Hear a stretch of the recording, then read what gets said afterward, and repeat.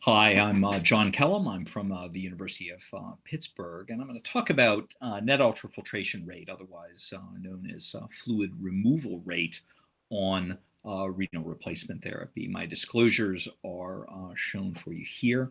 Obviously, I am going to talk about products that some of these companies make, in particular Baxter and Fresenius, et cetera, make dialysis equipment.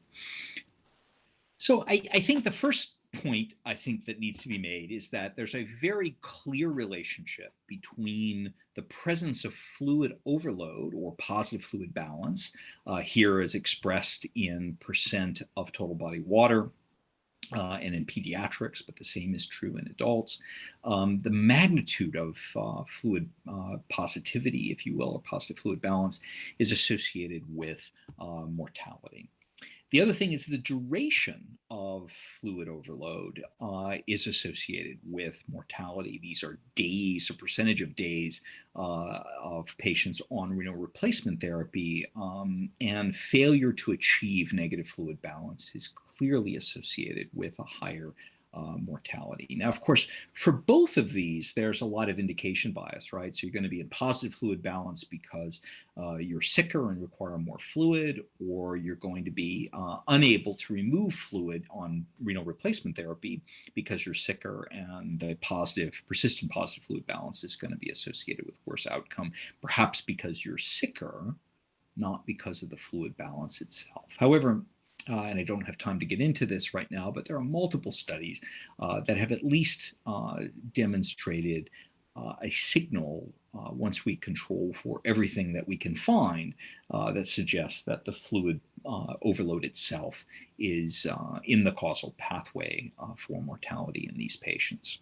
And we also have evidence coming from the treatment. So studies like this analysis from the MIMIC-2 database that suggested that after covariate adjustment, the lower mortality was observed in patients who were treated with loop diuretics, but that the benefit was restricted to patients who were in positive fluid balance. So trying to fix positive fluid balance, in this case with diuretics, appears to be beneficial. And we have older studies that showed that that diuretics were actually harmful, but that harm was pretty much limited to patients in which the diuretics were ineffective. So if we remove fluid, that probably has some benefit, and how we remove fluid can potentially produce harm. That's what these studies suggest. So what happens if we think about this in the context of renal replacement therapy?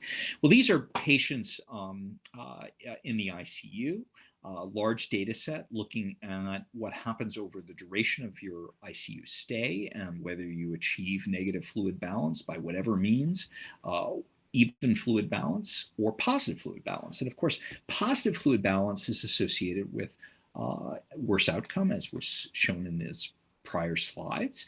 But negative fluid balance over your course of your ICU stay isn't clearly protective, and in fact may be harmful. Why is that? Well, one possible way is the way in which we do fluid removal. So this is fluid removal rate on CRRT.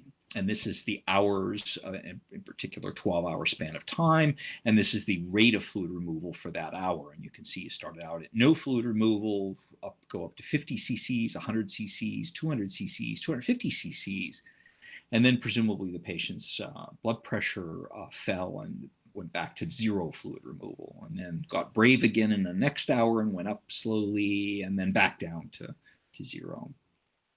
How does this happen? Well, it happens often because we don't understand vascular refill. We don't understand that in the first few hours, we're removing essentially all of the excess water that's in the plasma that we can. And once we do that, we've moved them back on their Starling curve to the point that we're beginning to drop their cardiac output. And we're doing it so fast that we're unable to catch up by fluid coming out of the interstitial space. And so there's a decrease in cardiac output and hemodynamic instability. But even prior to that, there may be critical hyperperfusion of some vascular beds, and it's happening behind our back. We don't know what's happening just before the patient develops hemodynamic instability. And of course, then when we try to go back up again, we've already depleted the intravascular space, and where rates are too fast to be refilled with vascular refill. And in fact, there's so much we don't understand about vascular refill. One of the things that happens in critical illness is that inflammation dramatically affects vascular refill. This is a mathematical modeling exercise, but it compares low C-reactive protein as a measure of inflammation and high C-reactive protein. And you can see that the low inflammation patients, ultrafiltration resulted in a decrease in plasma volume as expected. And then when you stopped, there's a relatively rapid rebound, and this mirrors what happens in the interstitial space. So the fluid's coming out of the interstitial space and back into the plasma space where it can then be removed. But if you're highly inflamed, and this isn't even that high, this is a C-reactive protein of 18, and you can see that that the slope of recovery after the ultrafiltration is stopped is almost flat, and there's very little fluid coming out of the interstitial space. So the vascular refill rate in this inflamed patient is much, much slower than the vascular refill rate in this non-inflamed patient. So this is a typical, maybe incident hemodialysis patient, whereas this is a critically ill patient in the ICU, and you can see they're not the same. So what happens if you vary the net ultrafiltration rate? Does that have an impact on mortality? I just want to shout out to the first author on this paper. This is Raghi Murugan from Pittsburgh, who's really led this work. He's really done an enormous amount of novel studies associated with net ultrafiltration. And we define net ultrafiltration as the total effluent rate minus the sum of the replacement fluid and the spent dialysate. So if you're, taking off, a liter every hour, but you're replacing either via replacement fluid or dialysis 800 cc's, then you're net negative 200 cc's. That's the net negative ultrafiltration rate or fluid removal rate that we're speaking about.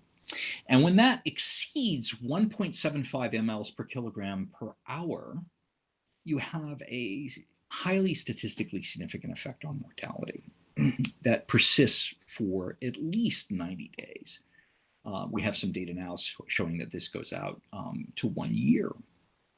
So excess of 1.75 mLs per kilo is associated with harm.